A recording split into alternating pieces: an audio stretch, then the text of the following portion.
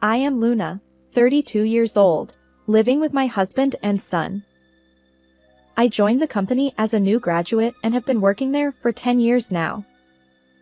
When I gave birth, I took maternity leave, but I returned to work immediately after my son turned 1, and I continue to work vigorously in a sales position.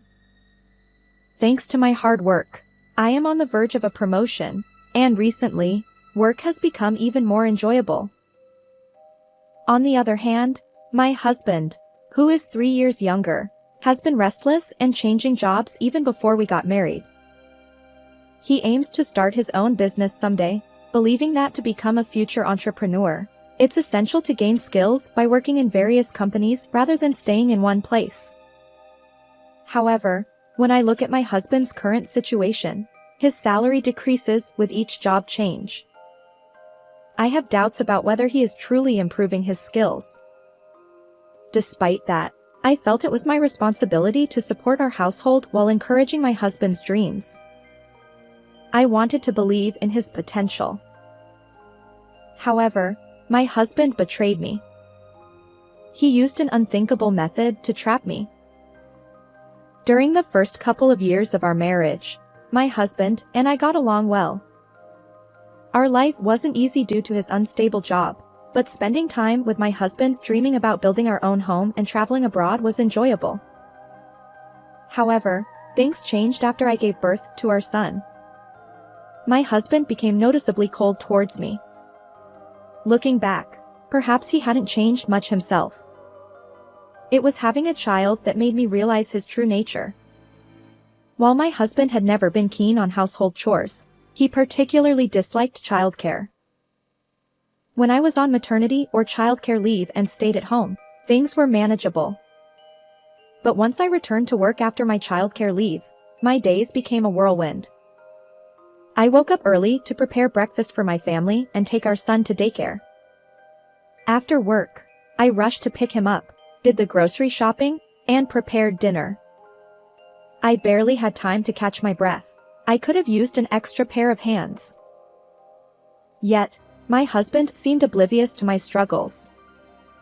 Despite having more free time than I did, he adamantly refused to take our son to daycare. When I asked him why, he said he didn't want to be perceived as someone with too much free time if he did the school run as a father. I tried to convince him that it's perfectly normal for men to be involved in parenting these days.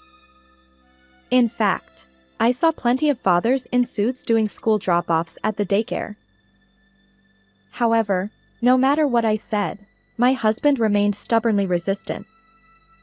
Avoiding arguments, I eventually gave in. Balancing work, household chores, and childcare was tough for me, especially with early mornings and overtime at the office. But I persevered for the sake of our family. It would have been helpful if there were someone who could admonish my husband. Unfortunately, the only person he fears, my father-in-law, is currently away on a business trip. My father-in-law always praised me for balancing work and household chores, understanding the demands of my job. Even when my pregnancy was confirmed, he advised my husband, "Take good care of Luna." However, shortly after our son was born, my father-in-law was transferred far away. My mother-in-law stayed behind in our hometown. Unfortunately, unlike my father-in-law, she dotes on her son excessively and only takes my husband's side, so I couldn't rely on her at all. With her extensive experience as a homemaker, my mother-in-law didn't seem pleased that I continued working after giving birth. Additionally, she must have been bothered by the fact that her own son kept changing jobs without making significant progress. It seems she felt frustrated that I, as the daughter-in-law, achieved more in my career. Every time we met, she made snide remarks about me prioritizing work over my roles as a wife and mother. While she surely knows that my work contributes to our current lifestyle, she still criticized me. Eventually, she started saying absurd things like how it's pitiful to leave my child at daycare until late or that I should quit my job altogether. Perhaps my mother-in-law's idle time during my father-in-law's business trips fueled her behavior. She would casually drop by our house, deliver her barbs, and leave. Although I felt unfairly blamed, I resigned myself to the fact that some people with outdated views might never understand. Unfortunately, my husband seemed to resent my professional success. When I received a raise for my efforts, I excitedly shared the news with him, hoping for at least a congratulatory word. Instead, his response was a dismissive. Oh, really? It hurt. As time went on, my husband's attitude worsened. He started berating me, saying things like, Don't get too full of yourself just because you're earning a bit more. The constant criticism from my husband and even my mother-in-law left me questioning why I was working so hard every day. I began regretting my decision to marry him. To make matters worse, my husband's late nights became routine. Despite working at a factory where he should have regular hours, he often returned home well past midnight. When I asked him why, he always claimed it was work-related. I didn't believe that could be true, but whenever I tried to inquire further, he'd become irritable. So I refrained from pressing the issue, but I couldn't help feeling suspicious about his unnatural behavior. And then, finally, an incident occurred. One evening, my mother-in-law suddenly dropped by our house unannounced. While her impromptu visits were nothing new, that particular day left me feeling utterly drained. You see, earlier in the day, there had been a daycare sports event, and I had worked late, waking up early to prepare lunch boxes. I was exhausted and had planned to go to bed early, especially since an important business meeting awaited me the next morning. My son, worn out from the sports event, had already dozed off in his bedroom after dinner. However, with my mother-in-law's arrival, I couldn't simply retire for the night. Determined, I dragged my tired body to the kitchen to prepare some tea. However, at that moment, my husband suddenly grabbed my arm tightly. Surprised, I looked at his face. You must be tired, so I'll take care of it. My husband rarely steps into the kitchen, so I was taken aback. Normally, he insists that I handle everything, cooking, cleaning, and more, no matter how exhausted I am from work. Perhaps he wanted to impress my mother-in-law. I thought it was probably just empty words, so I ignored him and headed back to the kitchen. But my husband wouldn't let go of my arm.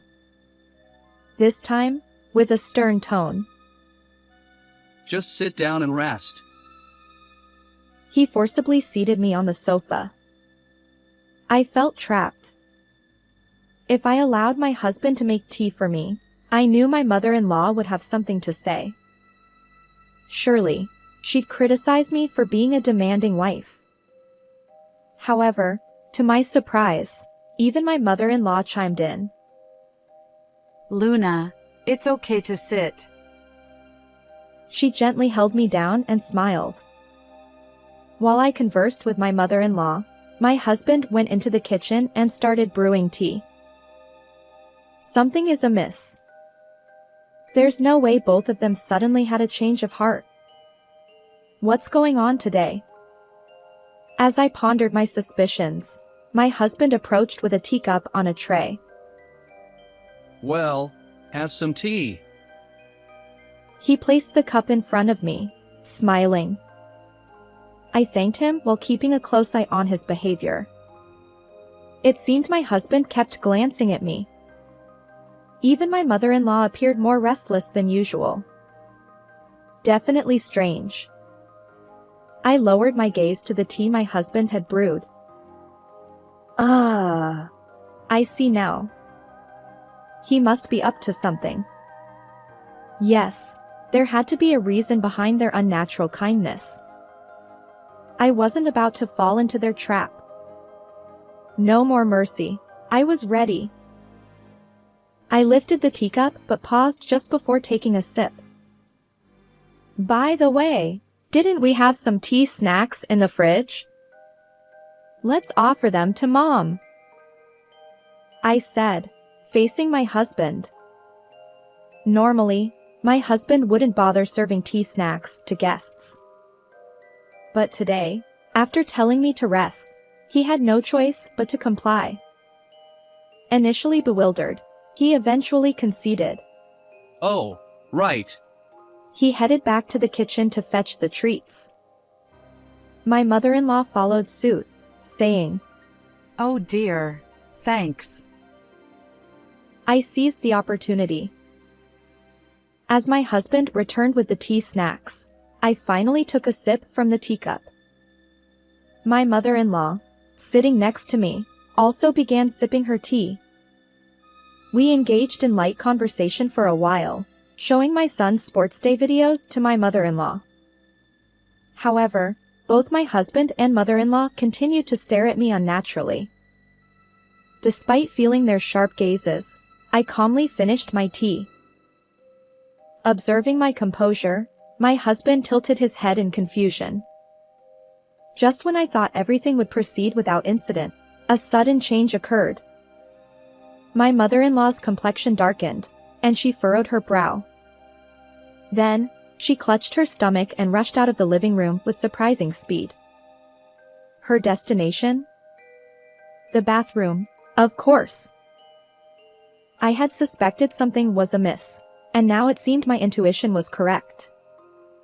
Glancing at my husband, his eyes remain wide open, and he looks utterly bewildered. Then, in an instant, he shoots me a piercing glare and hurries to follow my mother-in-law. As he pounds on the bathroom door, he calls out, Mom, are you okay? From inside the bathroom, my mother-in-law emitted pained groans, though I couldn't quite make out her words. Well, I could imagine the situation fairly well. A few minutes later, my husband returned to the living room, leaving my mother-in-law in the bathroom. His face had turned pale, and he nervously bit his lip. I addressed him. You know, it seems you put something quite suspicious in my tea. His eyes widened, and he exclaimed. So it was you after all. I chuckled and replied. No. It was you, wasn't it? Since the tea you served me seemed incredibly dubious, I discreetly swapped it with your mom's. My husband spat out. You're a terrible wife. Suspecting me. I couldn't help but burst into laughter. Well, who's worse, really? I retorted. You probably spiked it with laxatives or something. The strange powder clinging to the rim and inside of the teacup gave it away. Indeed, there was a faint white powdery substance on the cup. If my husband were someone who regularly brewed tea, I might not have been suspicious. But he never did any household chores, and my mother-in-law believed it was only natural to boss me around. The fact that both of them went out of their way to make me rest was highly unlikely. So, I had been carefully observing my husband's actions and the tea he served. My husband's ill-conceived plot was exposed, and he confessed everything. However, the motive behind his attempt to spike my drink with a laxative was so trivial that it left me utterly bewildered. Apparently, upon learning that I had an important business meeting the next day, he conspired with my mother-in-law to sabotage my work. If their plan had succeeded, I would have either canceled the meeting due to illness or found myself repeatedly rushing to the bathroom during negotiations with our client. Such a situation could have negatively impacted my professional reputation at the company. Yet, tampering with someone's beverage is undeniably a criminal act. Why would both my husband and mother-in-law go to such lengths to undermine me? I find their actions pitiable. After being completely exposed and defiant, my husband glared at me. If anything happens to Mom, I'll demand compensation. But I retorted. What are you talking about? You're the one who should pay compensation. I chuckled and added. I know you've been cheating all along. His expression froze in an instant. Despite having plenty of free time, he always claimed to be busy with work, returning home late. Even on his days off, he'd go out alone, leaving almost no time for family. When he was home, he'd be glued to his smartphone. Suspicious of his infidelity, I hired a private investigator to track his actions. The results were as expected. My husband had been deceiving me. He pretended to be single at a mixer, got close to a young woman, and spun tales about upcoming business ventures. She, fresh out of school and naive, fell for his lies. Later, my husband tried to justify it, claiming that dating a younger woman boosted his confidence. I could almost picture him puffing up, bragging about his future as a CEO. But if he had that much free time, he should have put more effort into achieving his goals. Instead, it seemed my husband, like a spoiled child, was chasing an impossible dream of entrepreneurship. Surprisingly, my husband, caught in his infidelity, turned pale and froze. I looked him straight in the eye. "Let's get a divorce. You'll pay alimony, of course, and child support." His defeated response was, Fine, whatever. but then he tried to assert himself. Just so you know, if we divorce, I'll take half of our savings. I know you've been secretly hoarding money. I chuckled and sighed. "You won't get a share of my assets. Most of the remaining savings are from when I was single. The pre-marriage savings aren't subject to division." He retorted.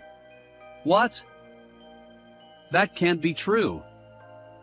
Besides, you've been earning lately. I decided to enlighten him. The recent earnings have mostly gone toward living expenses since you contribute very little. His face fell. Then I added, "By the way, every piece of furniture and every appliance in this house was bought with my money. So don't even think about taking them when you leave. This house is in my name, so please gather your belongings and leave." As my mother-in-law emerged from the bathroom looking defeated, I told her, "I'll be informing your husband about this." She pleaded, Please. Don't tell him. but I didn't hesitate. I contacted my father-in-law. Naturally, he was furious, and my mother-in-law was handed a swift divorce. Afterward, realizing that he couldn't expect any share of the assets, my husband finally understood his predicament. Despite pleading with me, saying he didn't want to separate and that he couldn't live without me, his apologies now hold no sway over my feelings. I hired a lawyer, and the divorce with my husband was finalized successfully. I claimed substantial compensation for emotional distress and child support. Due to his low income, my husband couldn't pay the compensation in one lump sum, and he ended up burdened with significant debt. But the punishment meted out to him wasn't limited to that.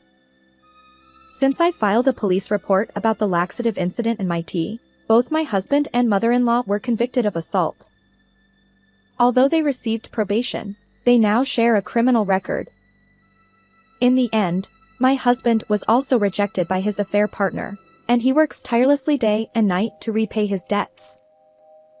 Meanwhile, my mother-in-law, abandoned by my father-in-law, leads a miserable life in poverty. They tried to undermine me with baseless jealousy, but they reaped what they sowed. On the other hand, my recent business negotiation was a great success, and I was promoted to lead the sales team. I moved out of the apartment I shared with my husband and rented a new condominium. Now, my son and I live happily together. Although my first marriage ended in failure, I'll continue working diligently and ensure my happiness. Farewell, everyone. How did you find this story? Please consider subscribing to the channel. Until next time, take care.